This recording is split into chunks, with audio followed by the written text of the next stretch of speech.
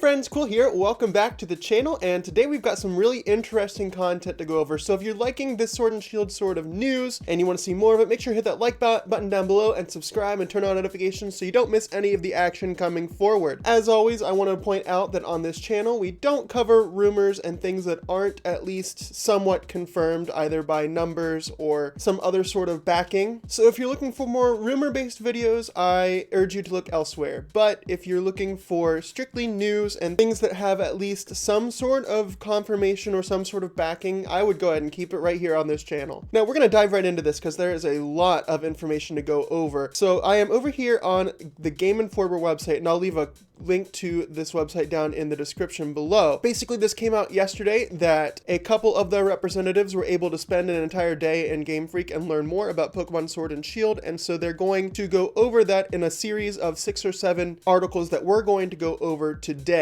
And first of all, I just want to say good job GameInformer. I want to look at all of these covers. They look really good. So we're going to go ahead and click on this banner here for the Pokemon Sword and Shield hub, and I just want to take a second and say look at how much life they've put into these characters. I really like this art so far. I hope they can translate that into the new game. Here we see a couple new trainers that I don't think I've seen before, at least, although that might be something that I've just missed. I like this picture a lot. I think we're going to go in reverse order from what makes me least excited and what makes me most excited. So we're going to start here with that the experience share is baked into Pokemon Sword and Shield. And this is the only news update that we've gotten that I think is a bad thing. And by bad, I don't mean it's detrimental to the game or anything like that. And then this is a relatively short article, so I'm just going to read it. It says, during our trip to Game Freak for this month's cover story, we learned a ton of tidbits about Pokemon Sword and Shield, what went into making it. One of the smaller yet interesting pieces of info we learned involves experience share, an item that splits the experience earned in battle to all of the Pokemon in the player's party. According to director Omori, Pokemon Sword and Shield does away with this item. However, when we followed up with Omori about whether that means we need to train up each individual Pokemon, he confirmed that every Pokemon in your party gets equal experience automatically as you progress through the game. And the reason that I don't like this is that there is no way, at least that I can tell, to turn it off. This is more the let's go style of experience share where every Pokemon in your party gets experience and there's no way to turn it off. So you end up possibly having Pokemon that are way over leveled and Pokemon that are trying to just catch up with the rest of the team. I think it will be interesting to see how they handle this. I wonder if it will be able to be turned off. I personally didn't mind that system for the Let's Go games, but I'm worried about what it'll look like in a main series game. Alright, second, I wanted to look at this 101 rapid fire questions about Pokemon Sword and Shield. Basically, this guy sat down with Shigeru Omori and Junichi Masuda and asked a bunch of questions. I am not as excited about this one because really the important answers are all encompassed in the rest of the articles. A-Drive covered this video and kind of showed the highlights, and there was nothing that we already didn't know and nothing of interest that they could really share with us. So with that said, there's not much to talk about here. Alright, third up is this article saying that HMs are not in Pokemon Sword and Shield, which is great. I'm very excited to hear that. Here in this paragraph, the article talks about a discussion they had with the planning director for Pokemon Sword and Shield, whose name is here on the screen. I'm not going to try to pronounce it, but he says that we didn't have them talking about HMs in Sun and Moon, and this time around we really didn't feel that it matched the concept, especially around the wild area, wanting to have this higher degree of freedom. The player can kind of choose how they want to engage with the gameplay. Having more HM based elements, we didn't feel it really matched the game, so this time around they're not in it. And I think that's very exciting. Not having HMs really kind of opened up the Alola region. It made it more interesting. You could have more freedom on your Pokemon team, and I think that more freedom on your team is always a good thing. You know, you didn't have to have a Pokemon dedicated to flying. You didn't have to have a Pokemon dedicated to surfing. You could make your team however you wanted to have them, and I think that was really good. The reason that this doesn't excite me anymore is because we all kind of expected it. Now that HMs are gone, I think the only place that they fit into any games in the future is in a remake. We probably will see them with the Sinnoh region, Sinnoh obviously being infamous for the number of HMs it has, but we'll get to that at a future date. Alright, next we're getting to something that I think is a little bit interesting, kind of exciting. It says that Pokemon cut from Sword and Shield's National Pokedex will return in the future.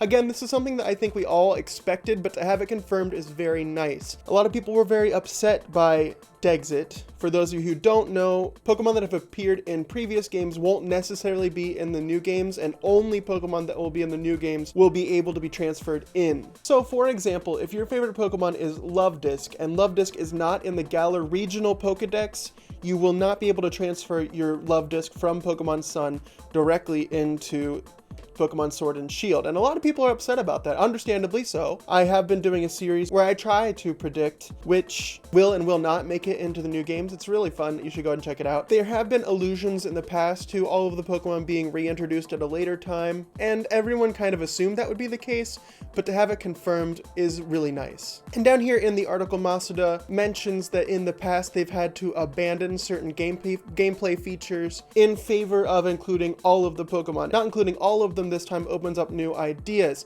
He says down here that there are new challenges that haven't even been revealed in Sword and Shield. So I think this is very interesting. I think this could be either a cop-out excuse, or if Sword and Shield come out and there are these really cool new ways to play the game that they haven't expressed to us yet, I think that could be a really awesome look for the game. I'm willing to give up some Pokemon that no one really cares for in favor of new features in upcoming games. And I think a lot of people would agree with me in the end. All right, next up is that Pokemon Sword and Shield will introduce autosave into the series, which I think has been a long time coming. Anyone who's played as Pokemon as long as I have has at least once gone through that painful experience of making lots and lots of progress in a Pokemon game, turning off your system happily to set it aside for a little while, and then remembering that you didn't save. Nothing is more frustrating, and I'm glad that they're encountering this issue. Here it says that it's a new feature that we're implementing, full autosave functionality, which means while you're playing your game, your data will be automatically saved in the background, which is a big point, so you don't have to worry about remembering to save your game to save your progress. Possibly even more importantly, it says down here that if you don't want to have the autosave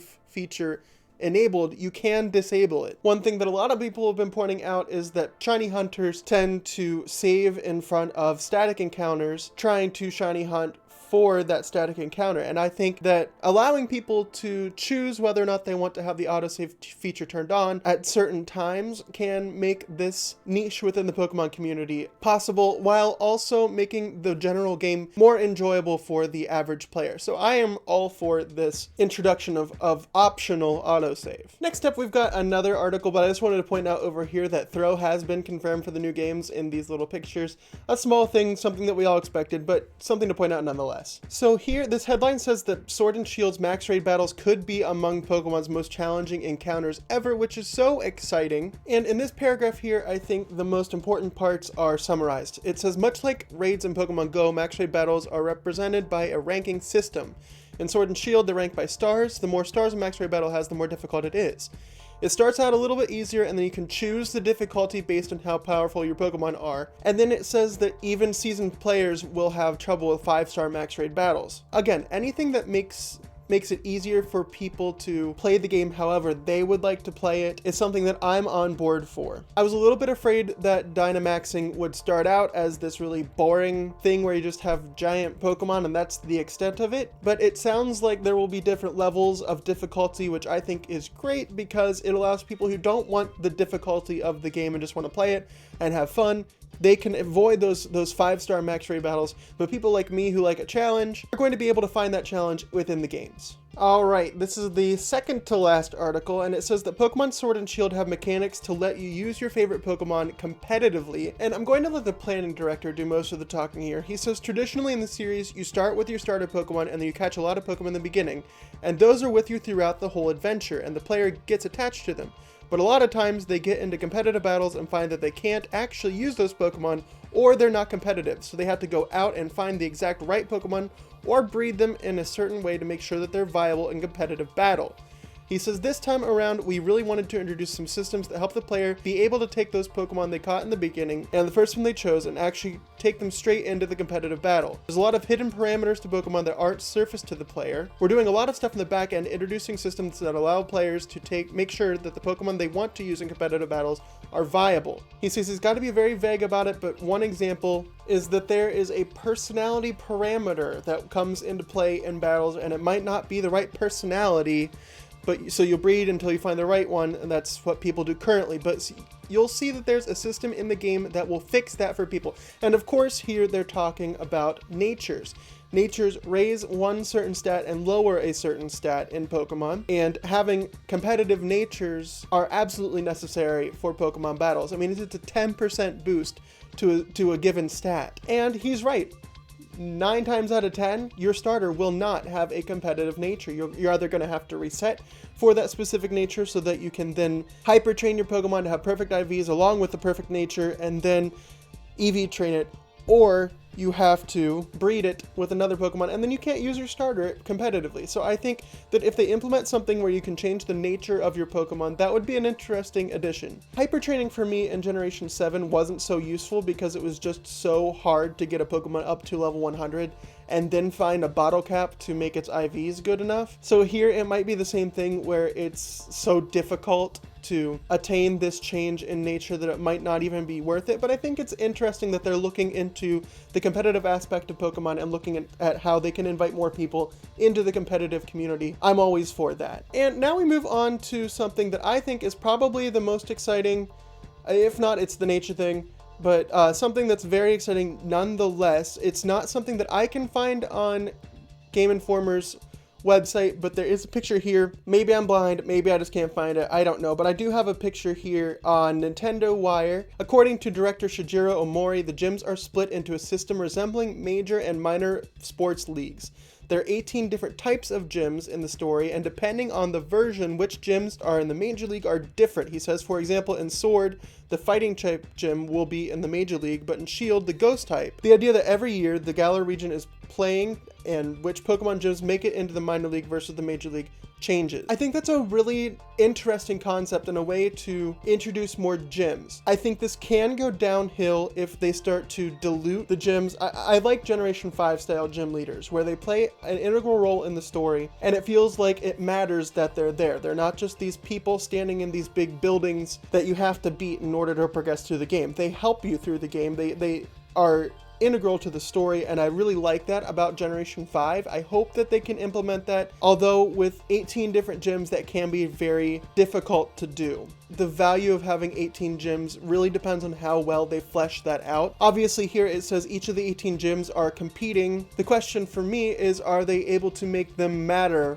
while they're competing and while there are so many? And I think only time will tell, but if they can pull this off and pull it off well, I think that's a very welcomed change to the game. Will there only be 8 Major League gyms, only 8 that have made it into the Major Leagues this year, and those are the 8 that you have to beat to challenge the champion? Or will you be able to challenge a variety of gyms, and then as soon as you have 8 badges, no matter if they come from the Major or the Minor League, you're able to challenge the champion? Or will the Minor League gyms be sort of counted out? Will they be there but not really part of the gym system in the game that you choose?